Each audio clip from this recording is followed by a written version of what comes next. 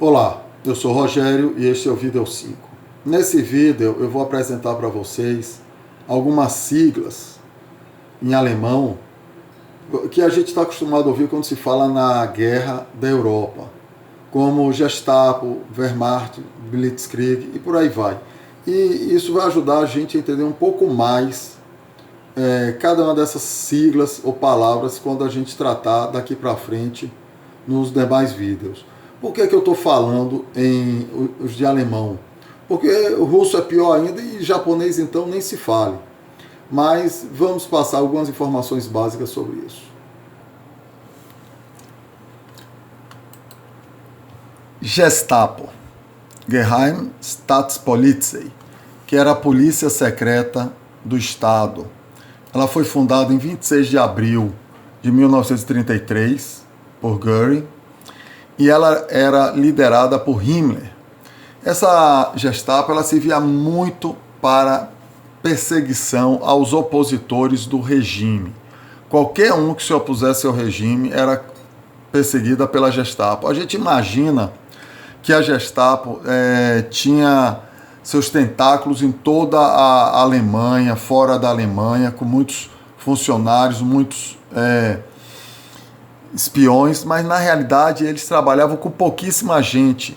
E o esquema de trabalho dele era muito calcado na delação.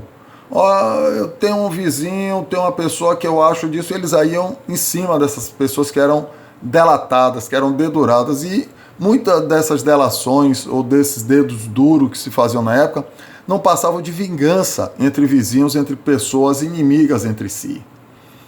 Tinha também a Kripo, que era a Kriminalpolizei, que era a polícia criminal. KL, a gente vê muito na bibliografia, em fotos, KL. O que é o KL? É o Concentration Lager. São os campos de concentração. Então, quando se fala em Dachau, Mauthausen, se bota KL Dachau, KL Mauthausen, que significa que é o campo de concentração de um ou de outro, né? Temos o NSDAP, Nationalsozialistische Deutsche Arbeiterpartei, que é o Partido Nacional Socialista dos Trabalhadores da Alemanha, né? Alemães. Ele, quando foi fundado, ele ficava em Munique. Temos o OKW, Oberkommando der Wehrmacht, que era o comando superior do exército, né? Tem a OT, que é a organização Todt. Todt era um engenheiro que comandava essa organização. Ela foi a maior construtora para os nazistas na Segunda Guerra Mundial. Temos a SA.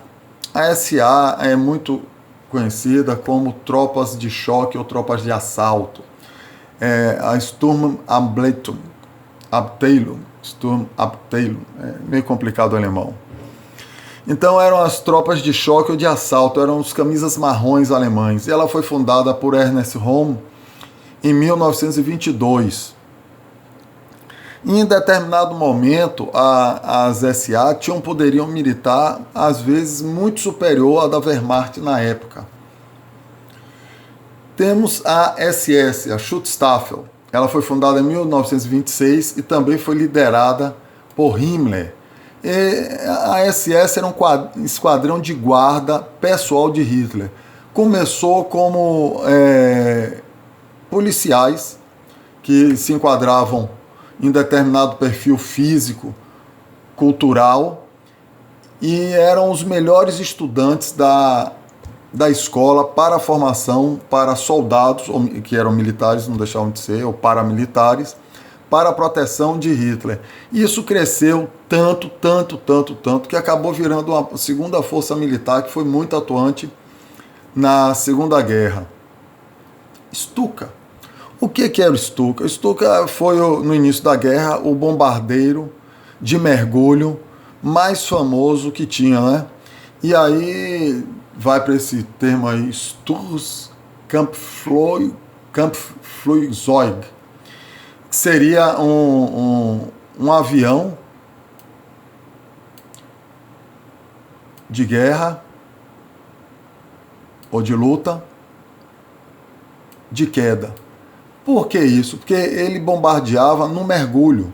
E esse aviãozinho, esse bombardeiro de uma única bomba, ele tinha uma característica muito peculiar para desenvolver o terror. Ele, a uma determinada velocidade de mergulho, ele acionava uma sirene que era ouvida pelo povo que estava embaixo. Então já sabia que o bombardeio estava vindo. Isso criava um terror impressionante no povo, né? Temos a Reichswehr, que é a defesa do Império, que era composto pela Kriegsmarine, pela Luftwaffe e pela Wehrmacht, a Marinha, a Força Aérea e o Exército Alemão. Kriegsmarine, né, que significa Guerra Marinha, Luftwaffe, que ao pé da letra traduzido é a Arma do Ar, que foi criada em 1935 e era liderada por Hermann Göring. Tem a Wehrmacht, que era o exército nazista, né? Wehr é defesa e Macht é poder. Blitzkrieg, o que é que viria a ser a Blitzkrieg? É a guerra relâmpago, né? Krieg é guerra e Blitz relâmpago. Temos também Untermensch, que significa sub-humanos. E maquis ou partisans. O que é que eram esses? Eram guerrilheiros contra o regime, que era um grande problema a ser vencido pelos nazistas. Eram esses combatentes guerrilheiros que foram escondidos. Partisans começou a ganhar nome quando eles começaram esse procedimento de guerrilha na França.